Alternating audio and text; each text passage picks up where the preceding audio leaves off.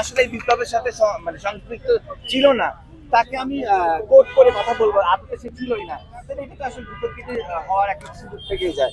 তো আমরা একটা জিনিস চাই, সত্যিকারে যারা জুলাই বিপ্লব তাদের প্রতি শ্রদ্ধাশীল হই, তাদের স্মৃতির প্রতি আমার দুঃখ লাগে এখনো মুগ্ধের নামে কেন একটা স্টেডিয়াম হয় না, আমার অবাক লাগে এখন আবু সাইদের নামে কেন একটা নাম সড়ক হয় না, আমার কষ্ট লাগে এই স্মৃতিগুলোকে ধরে রাখার কোনো ব্যবস্থা নাই।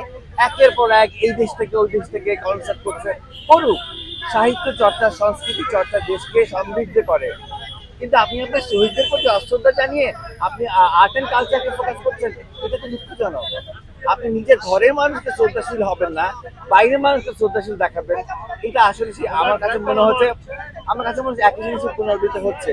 সেটা স্টপ হওয়া উচিত, আপনাদের বিবেকবোধ জাগ্রত হওয়া উচিত, এখনো সময় আছে, না হলে আবার আরেকটা জুলাই কিন্তু শুরু হবে। সেই